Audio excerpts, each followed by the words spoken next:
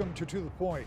It took until the early morning hours of July 1st to get done, but the legislature passed a budget for the new fiscal year. The $75.5 billion package has a lot of money going in a lot of directions. Even while the process played out, I talked with House Appropriations Chairman Thomas Albert.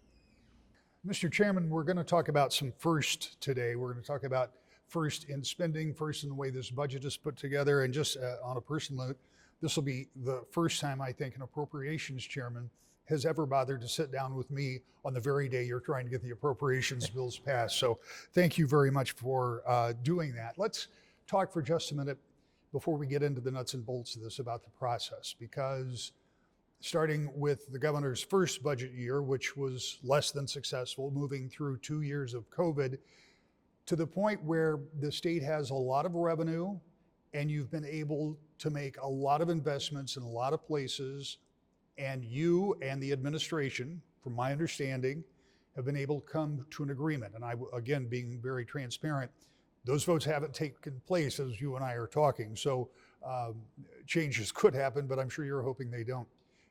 Tell me what this process has been like, because I know you were concerned going in that you don't obligate the state for future years to spend money in places because that money might not always be there.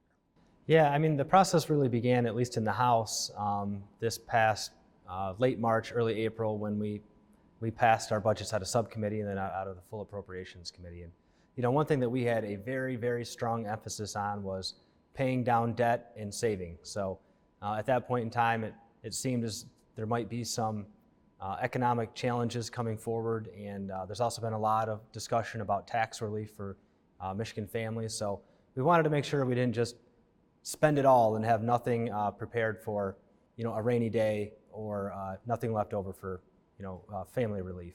So one of the things that you will do is make an investment in the so-called rainy day fund. You're going to make some significant investments, I'm told. We were just talking about on pensions, which is an ongoing liability around the state. But one of the other things is schools. The school aid fund has been hitting record numbers over the past few years. And there are those who believe that it's an investment that's overdue because the growth in school aid was not huge in some of those years, because there just wasn't money in some of those years going back 20 or so, not quite that far. Talk to me about schools first, because that's obviously something that happens right away. The schools will start their new fiscal year on July 1st. And by the time most of this airs, it will already have started. So talk to me about schools and what you've done with budgeting there. Yeah, I'm very excited about what we have for schools here. It's a very historic budget. We're increasing the per pupil funding up $450 per pupil to up to $9,150. I think the biggest change that we've made, and I think this is the biggest change in school finances since Proposition A back in '94, is our massive investment in special education. How we've operated in past years is we basically do a reimbursement match with the local units of government. This year we're changing it. They get the foundation amount, that per pupil amount, plus they're getting the reimbursement. So if you look statewide, we underinvest in special education about $700 million. This is going to put about $250 million on the table to help reduce that gap. There are other needs for schools. I know in last year's school aid budget, there were some one-time money that could be used for facilities and that kind of thing.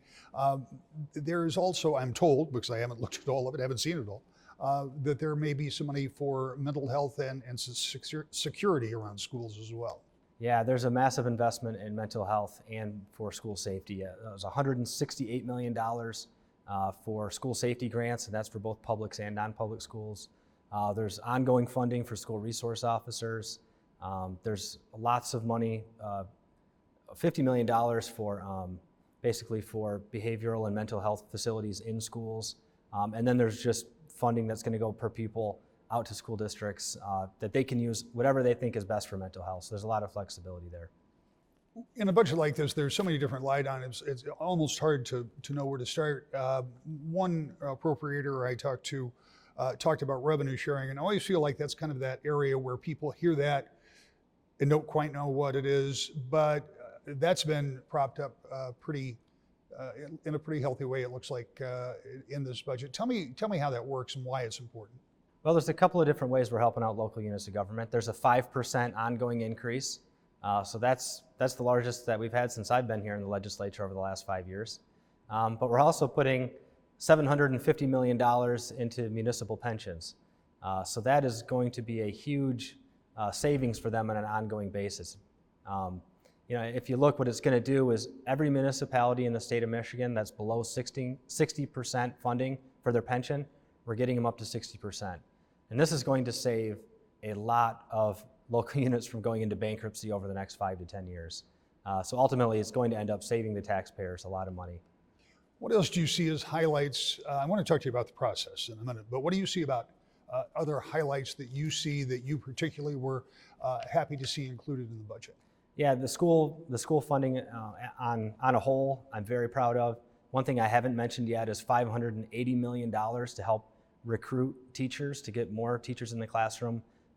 We're facing some very significant shortfalls to have quality teachers. And one thing to make point of is it's a competitive process. We're going to make sure we're getting really bright and ambitious people who want to be teachers, and we're just breaking down that financial barrier for them. Maybe instead of going into being a math teacher, they're going into engineering. So we're trying to give them more opportunities going forward. Is there a concern on your part? Because we know the revenues for the state were record and in many ways not expected. I mean, there were some nice surprises at revenue estimating conferences over the past few months. Are you concerned that that's a bubble and it won't be sustainable, or do you have confidence that you can kind of build on this going forward? I know you won't be doing this process in this chamber next year, but that whoever is doing it can build on what you've done. Yeah, I'm definitely concerned. If you look at how the revenue projections were built, they were actually projecting a slight decline in revenues for the year. So to help cushion that, we still have $7 billion that has not been allocated, so it's not been spent. So although there's a lot of money that we're talking about here that is being spent, it's also important to keep in mind what we aren't spending. There's a lot there to help soften the blow for any type of economic downturn. You talked about doing something to help fight inflation. I know that there have been any number of ideas out of the legislature sent to the governor. They've been vetoed or sent back for other reasons. I know the governor has thrown out some ideas about getting some money back in people's pockets. Does this budget deal with that, or is that something that will have to wait until after this budget gets done? That's something that we'll have to wait till after. The main thing here in this budget process is we left room for that discussion to continue on.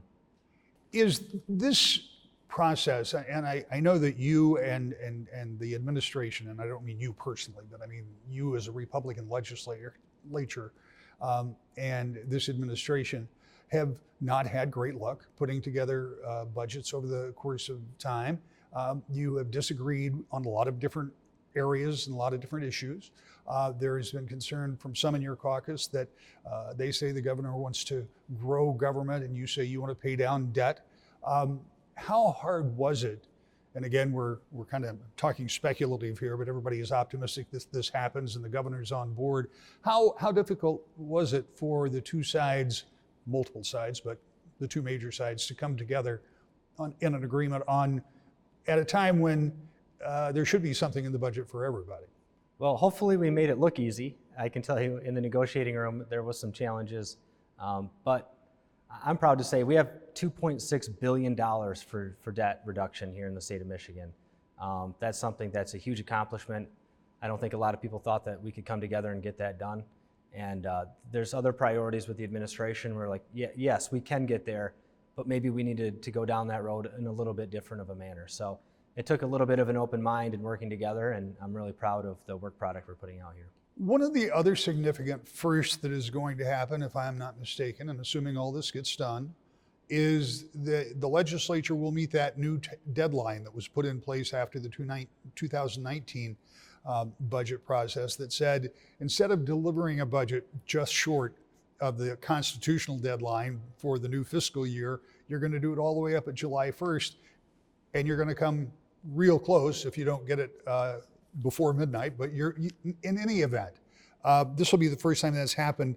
Is there a little satisfaction in that for you and your fellow lawmakers? Absolutely. I mean, if you look at how schools base their budget in their fiscal year and local units of government, it gives them so much more certainty to know how they can plan their finances out ahead of time. So they're not waiting till we get to September and then having to revise everything. So I think it's a best practice, and it's in statute. So it's rewarding to get to that point. When you sit down and look at a budget about $75 billion, is that going to be in the ballpark for the combined budget? I mean, when you think about that, think about what the budget was 3 years ago, and that's a considerable increase that we've seen over that period of time. Does it become easier or more difficult the more money that you have to spend? Because with the more money, the more asks there are too, I assume. Yeah. I had no shortage of requests, but another thing to keep in mind is, 75 or 76 billion will be the total spend, but in the world of government, paying down debt is considered spending. Putting money in the rainy day fund is considered spending. So those numbers are inflated. Really, the main thing I look at is when you're looking at year over year increases is what does your ongoing increase look like? And if you look, we're looking well below inflation for the ongoing growth. The total number is about 660 million new ongoing.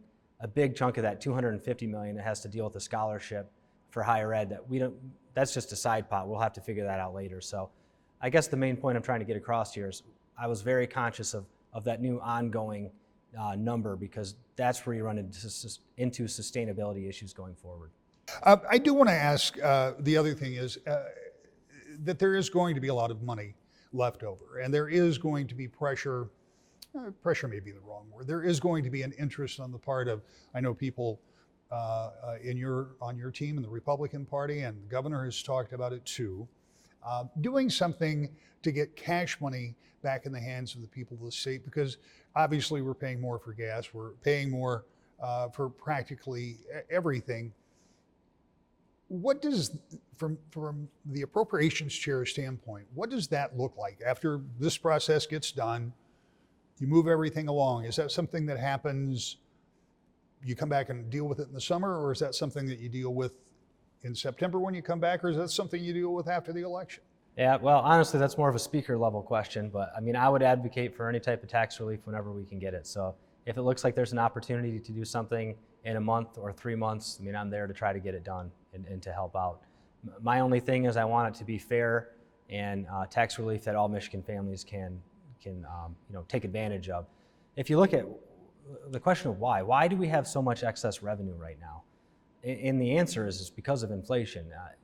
At the expense of the Michigan family who's having to see all of these increased prices, when it comes through like sales tax and other costs like that, all of those are increasing at the same time, and it's inflating the state budget. So unfortunately, the state government is benefiting from higher inflation, and I think it's time we take some of those excess revenues and give them back to Michigan families. And finally, I want to talk to you about this as it's almost in the rearview mirror for you. Tell me about this process as compared to years past. I don't want to belabor it, but it has been interesting watching the budget process over the past 4 years. So looking back, comparing this one, how does this one shape up with the others that you've had to deal with?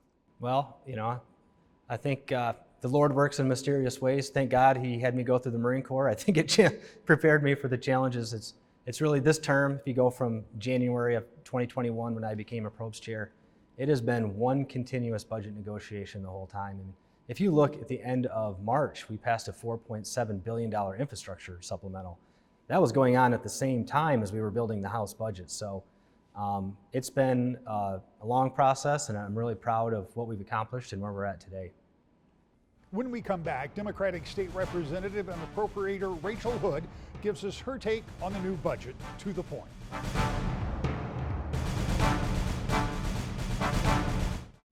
Welcome back to the Point. While the budget process was still underway, but far enough along that most parties seemed certain it would ultimately pass, and it did, I talked with Representative Rachel Hood about some of what she saw as the high points of the budget.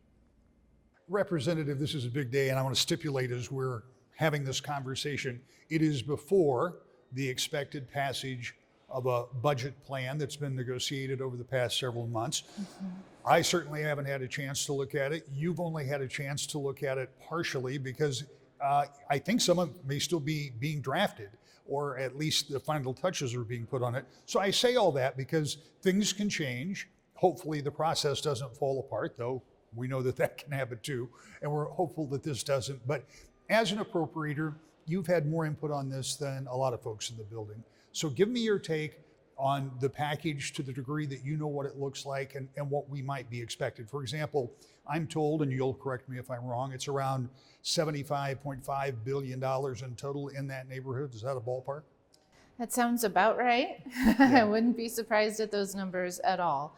And we are excited about some of the aspects in the budget. I do know that before I leave Lansing this week, we will certainly have the school bus budget completed so that our school districts across the state are able to move forward with their planning for the next school year. There, over the last couple of budgets, has been great dedication to making sure our educators and administrators in our schools across the state are ready to go with clear budgets, and I'm appreciative of that. In the school budget, we're anticipating a $400 increase in per pupil spending, in addition to some significant investments. I'm told about $250 million, give or take, for school safety, for buildings across the state as well. There will be some additional resources for mental health supports in schools, and so I think we have really delivered a good school bus that we can be proud of. We are still under the national average in per pupil spending, and it's my goal to continue that progress forward over the next couple of budget cycles to be at or above average in the nation for our per pupil investments. One of the things you talk about when you talk about schools is the importance of getting this done. All of the things you outlined obviously are important things and priorities for you and many people. But the fact of the matter is that schools' budgets start on July 1st. And if they don't have a budget in place, or at least have the framework of that budget in place, it makes it very difficult for them. So that's why this is important to get it done now. That's right. Our school districts need to be hiring for next year. We know we have a teacher shortage. So, they need to be able to guarantee resources for those folks that they're hiring, understand the scale and the scope of the investments that they're, going to make. In addition to the school budget, I'm really excited about an investment in psychiatric services, a new capital investment for a psych hospital. We're also really feeling very positive about some dollars that are in the budget to clean up polluted water across the state, contaminated sites that need to be addressed. These are some of the highlights that we're quite excited about. I'll add that we are making an investment in police cadets so that we can begin to address the shortage of public safety officers across the state. There are many good things that will help move us forward and address some of the immediate crises that we are still struggling with post-pandemic. Around professional shortages in a variety of areas, around supports for mental health. Of course, we have been disinvesting in mental health for a couple of decades now. So this is a really historic moment moving forward on significant state investments. When you talk about historic, I mean, the amount of money that you had to deal with is really unprecedented, and people immediately say, well, there was a lot of federal money, and that's true, though my understanding is some of that will remain to be allocated later, but much of the money that you're dealing with is an increase in revenues in state funds, significantly, billions of dollars more, so it's given you an opportunity to reach some of these goals that you have talked about in the past as an appropriator. One of the other two items that I think people have asked about is, one, will there be money going into the so-called rainy day fund? In other words, is the state saving some money? And two, will there be anything going back to taxpayers? Because I know that had been a priority for the governor. I know the legislature had sent bills. While they both seemed to want to do something, they couldn't get on the same page. Is there anything like that included, or is that something we'll expect to come later? There's a significant investment in revenue sharing, a 5% increase there that will go into our communities and help to relieve some of the pressure on our local municipal budgets. We anticipate we will be able to make investments in both a tax break for the people of Michigan and in a rainy day. I believe the tax break is scheduled to come after the budget as another supplemental. We're still negotiating that. I have a bill for an earned income tax credit increase to 20%. There's a bill in the Senate increasing the earned income tax credit to 30%. And I think that is something that seems to be getting a lot of support on both sides of the aisle. So I feel pretty confident saying we will deliver an increase in the earned income tax credit. It's just a matter of how extensive that increase is. And a lot of questions. I think the state revenue, absent these federal infrastructure funds, absent the ARPA dollars, has been a rapidly moving target. Thankfully, towards the good, but there is still some hesitancy with some indicators in the international and national markets that we may see a recession in the near term, and we haven't. I don't think we have, as legislators, a clear understanding of how much of that revenue growth we will see in subsequent years. So we've been very careful in making those year-by-year investments very cautiously. We don't want to, I'll use schools as an example, we don't want to increase funding substantially this year and then have to pull it back 2 years later. So I think there's still an effort to get grounded in those numbers and make sure we're making responsible investments in those spaces. In the days and weeks to come, I hope we have time to sit down and talk because you'll have much more detail. I will have had a chance to look at the budget in detail. But one of the things that you did mention is revenue sharing, and I am told that there are increases. Just try to explain a little bit, because revenue sharing is one of those buzzwords people hear, but they don't really know. It's the money that comes from the state back into townships and counties and cities and that type of thing, right? Yes, yeah. And we are constitutionally obligated to deliver revenue sharing to our communities. There are a few different forms of revenue sharing, and we have been underperforming as a state for a couple of decades in investing in our communities. So it's very exciting to see this reversal.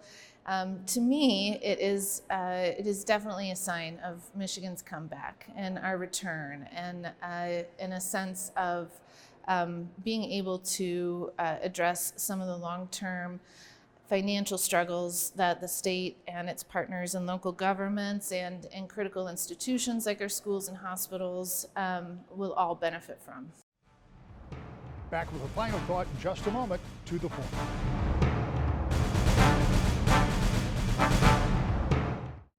Now that the budget is done, the state's spending priorities will likely be a part of our conversation this coming week when we host the Republican governor's candidates in a debate.